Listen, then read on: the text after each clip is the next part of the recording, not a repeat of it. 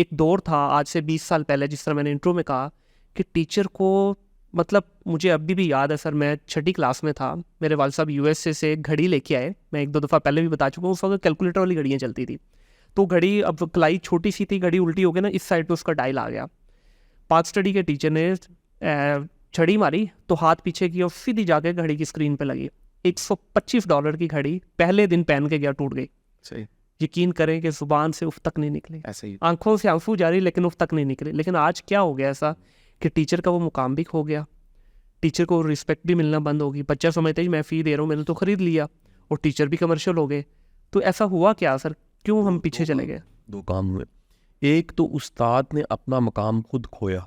बिल्कुल मुझे सही। जब भी कोई टीचर आगे कहता है मेरी रिस्पेक्ट नहीं है, तो मैं कहता हूँ कि इसमें आपकी अपनी कमजोरी है। सही। आप ऐसे नहीं है कि लोग आपकी रिस्पेक्ट करें, आप जी। ऐसे नहीं है कि लोग आपसे मोहब्बत करें, आप ऐसे नहीं है कि लोग आपको फॉलो करें। टीचर एक लीडर होता है, और बेशक। लीडर की सबसे खूबसूरत डेफिनेशन जो मुझे लगती है कि लीडर के फॉलोअर होते हैं। उसको कहना नहीं पड़ता मुझे फॉलो करो, वो होता है ऐसा है बिल्कुल ऐसे कि वो मार्केट में हो अगर, तो मार्केट उसको फॉलो करने लग पड़ती है।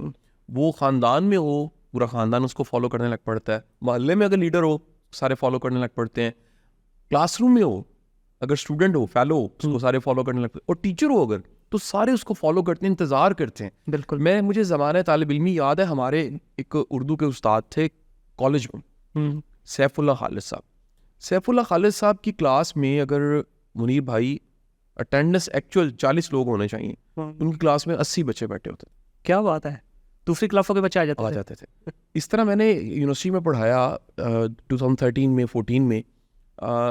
अल्लाह के करम से ये मैंने सीन अपनी आंखों के सामने देखा कि मेरी क्लास के जो एक्चुअल बच्चे हैं वो 40-45 हैं, और बाकी क्लासों से उठ के आके बैठे हुए हैं, माशाल्लाह। वो सिर्फ सुनने के लिए बैठे हैं। उनका सब्जेक्ट भी नहीं है। मैं कंटेंट राइटिंग पढ़ाता था मैथ्स कॉम के बच्चों को, तो राइटिंग स्किल्स मैं उनको पढ़ाता था, उसमें दूसरी क्लासों के बच्चे आके बैठ जाते थे। क्या ये अल्लाह की बड़ी मेहरबानी होती है।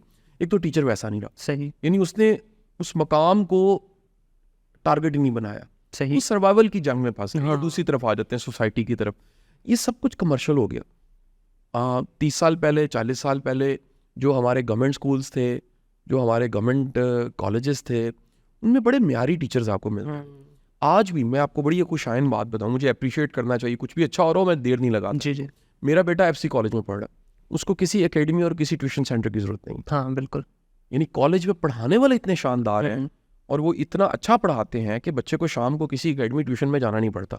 अब इससे दो काम होते हैं, अगर वाकई अच्छा पढ़ाने वाला स्कूल में मिल जाए, जी। पैसे बचे वालिदैन के, टाइम बचा, वो जो आपने भागे भागे शाम को आना, बस्ता उठा के फिर दोबारा आपने किसी एकेडमी में जाना, इसका फायदा कमर्शियल इदारों को, प्राइवेट इदारों को हुआ।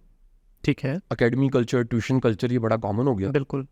फिर टीचर्स जो थे वो भी कमर्शियल होने लग पड़े।